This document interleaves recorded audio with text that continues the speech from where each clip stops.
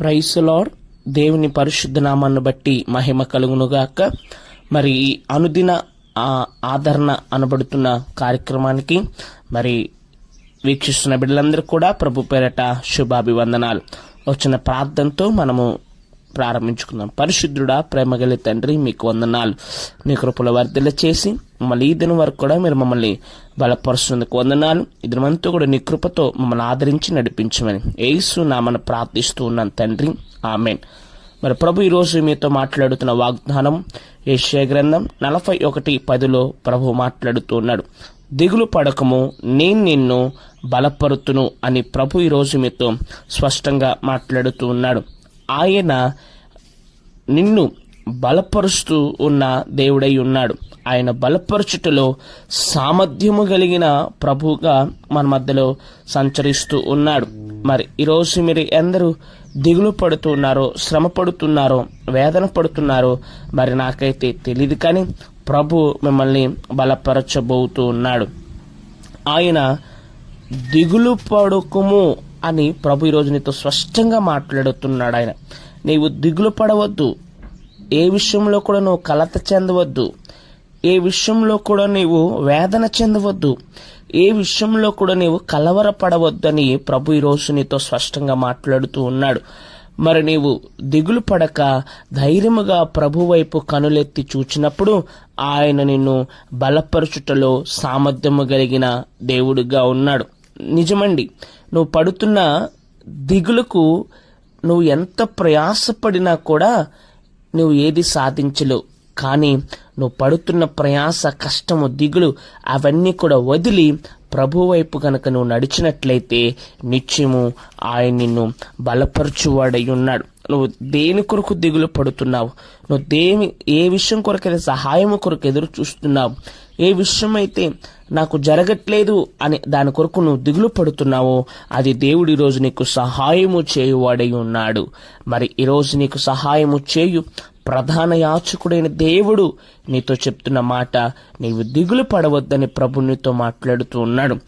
నువ్వు దిగులు పడి దైవ కార్యాన్ని ఆలస్యం చేస్తూ ఉన్నావేమో, దిగులు పడి దేవుని నిర్లక్ష్యం చేస్తూ ఉన్నావేమో, నువ్వు దిగులు పడుతూ మరి నీ యొక్క ఆత్మీయ జీవితంలో సన్నగిలిపోతున్నావేమో.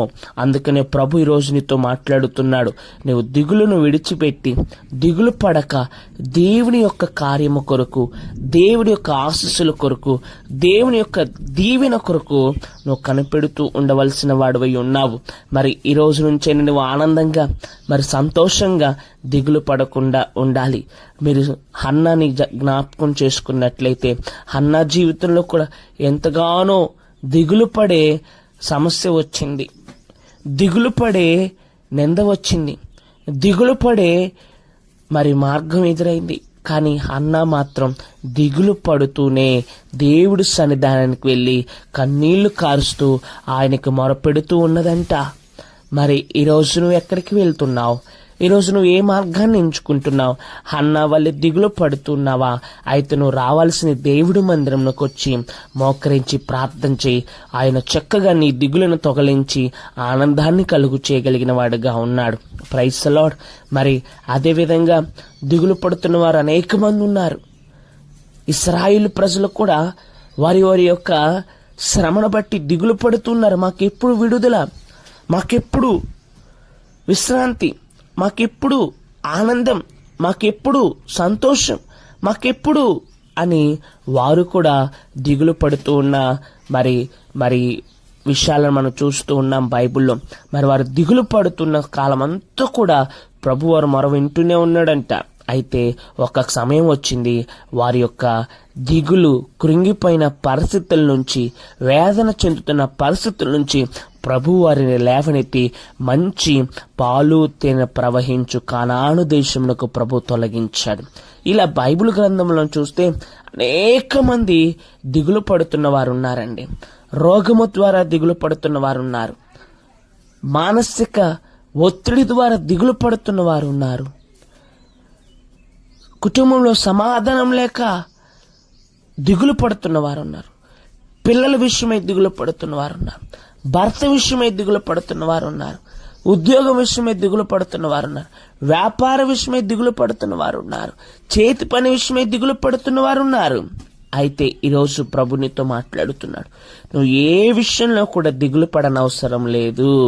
నువ్వు ఏ విషయంలో కూడా కలత చెందన అవసరం లేదు. నువ్వు ఏ విషయంలో కూడా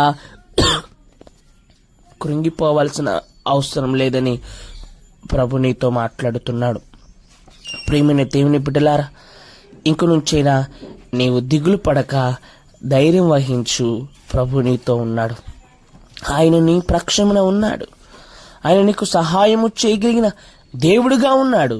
కనుక ఆయన ఈ రోజు నుంచి ఒక మాట చెప్తున్నాడు, నువ్వు దిగులు పడవద్దు, నేను నిన్ను బలపరుతును అని ప్రభు మాట్లాడుతూ ఉన్నాడు. కనుక ఆయన నిన్ను బలపరచువాడుగా ఉన్నాడు.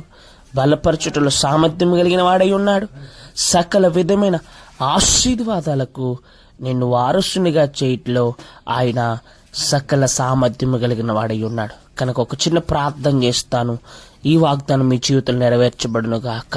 మహాపరిశుద్ధుడైన మా తండ్రి, ప్రేమాస్వరూపి, దిగులు పడకము, నిన్ను బలపరుతునని వాగ్దానం చేసిన వాడా నీకు వందనాలు. సకల విధమైన ఆశీర్వాదాలతో నీ తృప్తిపరిచినందుకు మీకు వందనాలు. ఈరోజు నీ పిల్లలు ఆశించినట్లుగా ఈ వాగ్దానం వారి జీవితంలో నెరవేర్చబడినట్లుగా మీరు సహాయము చేసి నడిపించమని ప్రార్థిస్తున్నాను. ఈరోజు దినమంతా కూడా ప్రయాణాల్లో మీరు తోడుగా ఉండి ఆశీర్వాదంతో తృప్తిపరిచి నడిపించమని యేసు క్రీస్తు అతి శ్రేష్టమైన నామమున ప్రార్థిస్తూ ఉన్నాము తండ్రి. ఆమేన్, ఆమేన్. మన తండ్రి అయిన దేవుని ప్రేమ, కుమారుడైన యేసు క్రీస్తుల వారి కృప, ఆయన సహవాసం చేరవచ్చిన మనకును సకల కొట్టి పరిశుద్ధులకు ఆయన సన్నిధి సదాకాలం తోడే నడిపించునుగాక.